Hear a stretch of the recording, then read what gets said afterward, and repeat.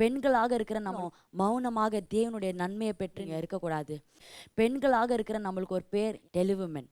The fastest media எதுனா டெலிவிமென். பொண்ணுங்களுக்கு இங்கே சொன்னால் அடுத்த நிமிஷம் வேறு ஊரில் இருக்கும். அது நான் வந்து எதுனா ஒன்று ஏதோ என் கால் ஏதோ அடிபட்டுக்குது, அவ்வளோ சீக்கிரம் தாத்தி மேனுக்கு வாய்ஸ் மெசேஜ் பண்ணுறாங்க. ஏன்னா ஏமா குவைத்தில் போய்க்குது அந்த மெசேஜ். நான் பெங்களூரில் அடிபட்டு குவைத்துக்கு அவ்வளோ ஃபாஸ்ட்டாக ட்ராவல் பண்ணிக்கிது பாருங்களேன்.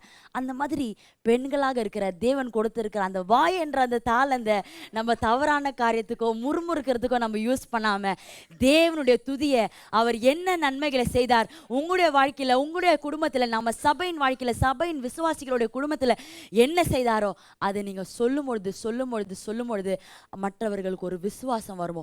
ஒரு நாள் இல்லைனாலும் இன்னொரு நாள் அந்த தேவன் அவர் உண்மை உள்ளவர் என்றதை மற்ற ஜனங்களும் அறிந்து கொள்வாங்க.